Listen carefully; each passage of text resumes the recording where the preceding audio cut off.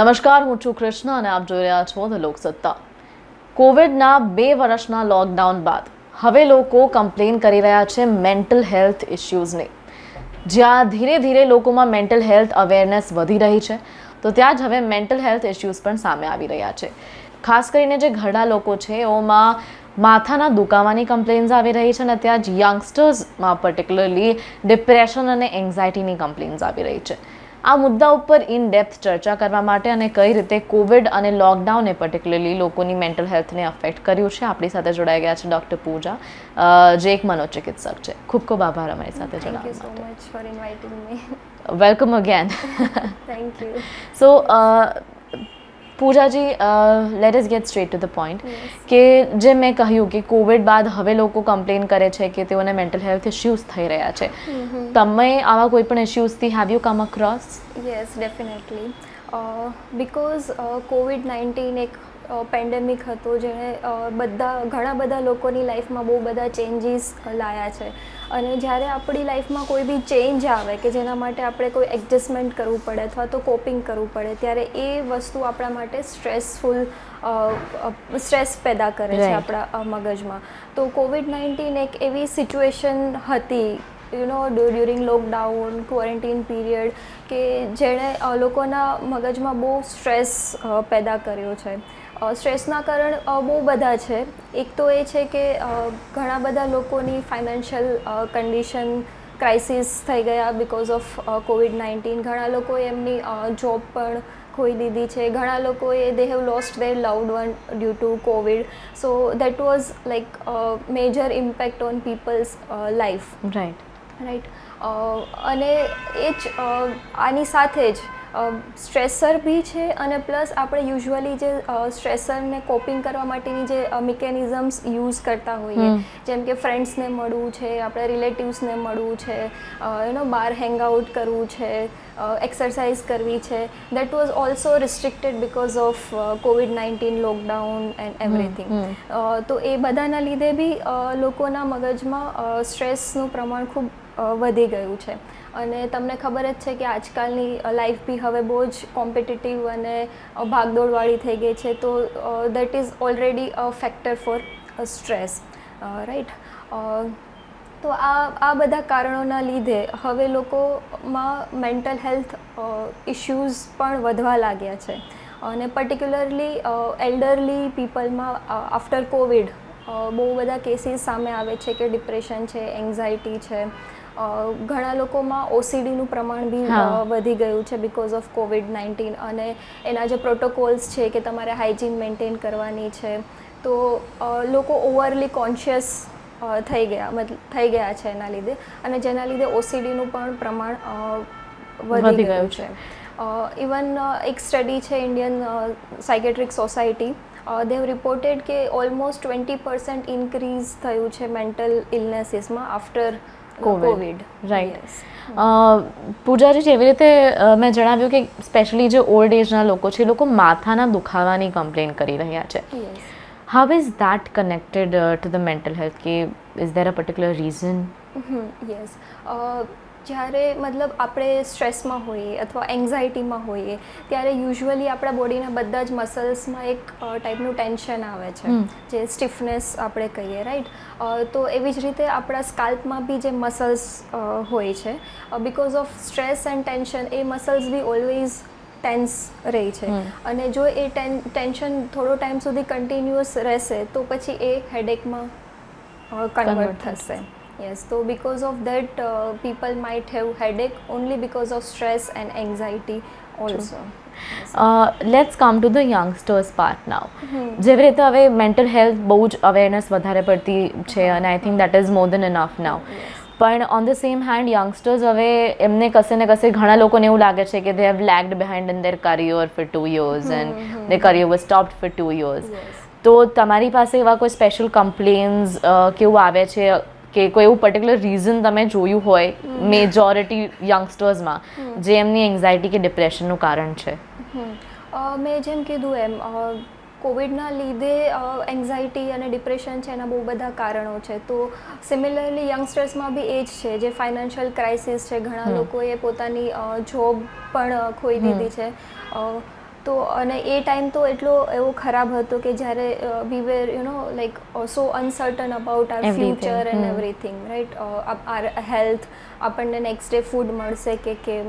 તો એ બધા એક બહુ સ્ટ્રેસફુલ કન્ડિશન હતી અને સિમિલરલી યંગસ્ટર્સ બી એ જ કન્ડિશનમાંથી પાસ થયા છે એઝ એવરીબડી એલ્સ. તો હા, ઘણા પેશન્ટ એવી રીતે કેસીસ આવે છે સામે કે જેમણે આવી રીતે જોબ ગુમાવી દીધી હોય કે જેના પછી એમને સ્ટ્રેસ અને ડિપ્રેશન, એન્ઝાયટી એવા બધી કમ્પ્લેન્ટ્સ હોય છે. રાઈટ. પૂજાજી, ક્યારેક હેડેક સિવિયર પણ હોઈ શકે, કારણ કે we talking about more about old people. Headache severe પણ હોઈ શકે. તો આ એન્ઝાયટીના બીજા પણ સિમ્ટમ્સ હોય છે, જેમ કે નોશિયા ફીલ કરવું. તો એવું ક્યારે ડિફરન્શિએટ, બિકોઝ આ બહુ જ ઇમ્પોર્ટન્ટ ક્વેશ્ચન બની જાય છે. હાઉ કેન યુ ડિફરન્શિએટ કે તમને જે ફિઝિકલી તમારું બોડી જે અફેક્ટ થઈ રહ્યું છે, that is because of anxiety or that is because of something else, because sometimes headache food B for some other reason. So how do we differentiate it? There is no differentiating point clinically as such. Okay. જ્યારે headache continuous થાય છે ત્યારે people might visit a physician. એ થોડા investigation કરાવશે, કોઈ lab investigation છે, if require CT scan કે MRI જે બ્રેઇન સ્કેનિંગ છે એ કરાવશે. And if everything is normal, still you are having severe headaches, then we will conclude કે હા, this is because of your anxiety and stress, not because of anything else. Right. Now the most important and concluding question કે કઈ રીતે આનાથી લોકોએ કોપ up કરવું જોઈએ? આમાંથી નીકળવાનું, it is not as easy as we can say, પણ કઈ રીતે people can come out of this and feel better and at peace? તો જેમ આપણે વાત કરીએ એમ COVID-19 પછી ડિપ્રેશન છે, એન્ઝાયટી છે, OCD છે, એના કેસીસ વધી રહ્યા છે, રાઈટ. તો ફર્સ્ટ સ્ટેપ તો એ જ છે કે આપણે સિમ્ટમ્સને રેકોગ્નાઇઝ કરીએ. That is the first step. જો ડિપ્રેશન છે તો મોટા ભાગનો સમય લોકોને ઉદાસ લાગ્યા કરે છે, કશું કામ કરવાની ઈચ્છા નહીં થતી, જેમનું રૂટીન છે એમાં એમનું મન નથી લાગતું. એવી એક્ટિવિટીઝ કે જે પહેલાં એ લોકો બહુ એન્જોય કરતા હતા, but now they don't feel that fun or enjoyment any more. they feel like crying without any reasons. Sleep disturb થઈ ગઈ છે, ભૂખ નથી લાગતી, આવા કોઈ નેગેટિવ થોટ્સ આવે છે, સુસાઇડલ આઈડિયાઝ આવે છે. તો this all are symptoms of depression. જો આવું કન્ટિન્યુઅસ 2 વીક સુધી રહે તો વી કોલ કે હા, એમને ક્લિનિકલ ડિપ્રેશન છે, રાઈટ. એવી જ રીતે એન્ઝાયટીમાં છે કે જનરલાઇઝડ એન્ઝાયટી ડિસઓર્ડર છે કે જેમાં કોઈ જ સ્પેસિફિક કારણ વગર ઓલ ધ ટાઈમ વરી રહ્યા કરે છે ફ્યુચર માટે, રેસ્ટલેસ ફીલ થયા કરે છે, નર્વસ ફીલ થયા કરે છે, પાલ્પિટેશન્સ થાય છે, બ્રીધિંગમાં પ્રોબ્લેમ થાય છે, ટ્રેમર્સ આવે છે, ઓન એજ ફીલ થાય છે વિધાઉટ એની સ્પેસિફિક રીઝન્સ. અને જો આવા જ સિમ્ટમ્સ કન્ટિન્યુઅસ 6 મંથ્સ અથવા તો એનાથી વધારે રહે તો વી ડાયગ્નોઝ કે હા, એમને એન્ઝાયટી છે, રાઈટ. અને OCDમાં બી એવું જ છે કે વારે વારે હાથ ધોવા છે, કોઈ ડાઉટ લાગ્યા કરે છે, પેથોલોજીકલ ડાઉટ, લોક બંધ કર્યું છે કે નહીં, ગેસ બંધ કર્યો છે કે નહીં.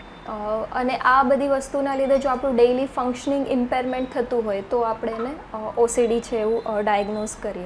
તો ફર્સ્ટ સ્ટેપ એ જ છે કે આપણે સિમ્ટમ્સને રેકોગ્નાઇઝ કરીએ, રાઈટ.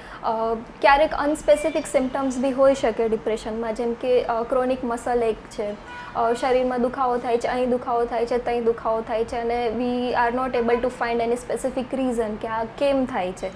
તો it could also be a symptom of depression, right. તો ફર્સ્ટ ઓફ ઓલ, મતલબ મેઇનલી જે એલ્ડરલી પેશન્ટ છે એમાં યુઝ્યુઅલી આવી રીતે સોમેટિક કમ્પ્લેન્ટ્સ વધારે હોય છે. માથું દુખે છે, હાથ દુખે છે, પગ દુખે છે, એવી રીતે બેકએક થાય છે, અને એનું બીજું કોઈ જ સ્પેસિફિક રીઝન નથી મળતું આપણને, ત્યારે એ ડિપ્રેશનનું સિમ્ટમ હોઈ શકે. તો આપણે આવી રીતે ફર્સ્ટ ડિપ્રેશન, એન્ઝાયટી એના સિમ્ટમને રેકોગ્નાઇઝ કરીએ, રાઈટ. પછી પ્રોફેશનલ હેલ્પ આવે. પ્રોફેશનલ હેલ્પ કોઈ બી તમે સાયકોલોજિસ્ટ પાસે જશો અથવા તો સાયકિયાટ્રિસ્ટ પાસે જશો, રાઈટ.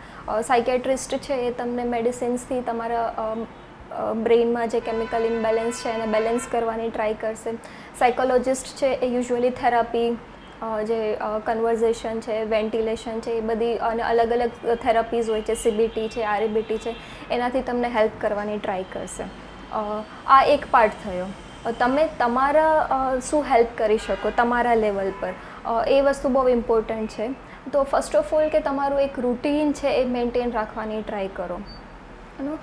હેલ્ધી લાઈફસ્ટાઈલ અપનાવો જો ઇફ પોસિબલ. થોડો ટાઈમ તમે તમારા માટે કાઢો, થોડી એક્સરસાઇઝ છે, વોકિંગ છે. Yoga is also helpful in both depression, anxiety. It helps in our mental health as well as our physical health also, so that is very important. Friends ને મળવાનું છે, relatives ને મળવાનું છે, સમયાંતરે એ લોકોને મળો, વાતચીત કરો, થોડો ટાઈમ સ્પેન્ડ એ લોકો સાથે કરો, તો that is also stress buster for us, right?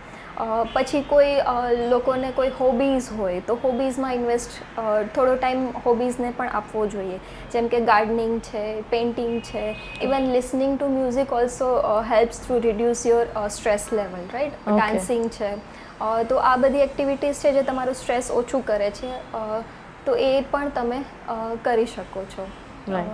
અમુક લોકોને રિલિજિયસ ટેમ્પલ જવાથી થોડી મેન્ટલ શાંતિ મળતી હોય છે, માનસિક શાંતિ, તો એ લોકો એ પણ હેલ્પફુલ છે. મતલબ રિલિજિયસ એક્ટિવિટીમાં એન્ગેજ થવું, એલ્ડરલી સ્પેશિયલી, એ લોકો માટે એ પણ એક સારું રસ્તો છે સ્ટ્રેસ ઓછું કરવા માટેનો. રાઈટ. ખૂબ ખૂબ આભાર doctor Pooja for being here with us. તો આ હતા આપણી સાથે ડૉક્ટર પૂજા, અને જેમ તેમણે જણાવ્યું કે ડિપ્રેશન અને એન્ઝાયટી કોમન થઈ ગયું છે કોવિડ બાદ, અને તેના ઘણા બધા કારણો છે, પણ આમાંથી બહાર આવવું પણ એક રસ્તો છે. ક્યાં તો તમે પ્રોફેશનલ હેલ્પ સીક કરી શકો છો, or on your level you can do something. જે પણ હોય, if you feel like there something which is very severe with you, make sure કે તમે કોઈ પણ એક પ્રોફેશનલની હેલ્પ સીક કરો. So with this and a lot more informative interviews, make sure કે તમે જોતા રહો ધ લોકસત્તા.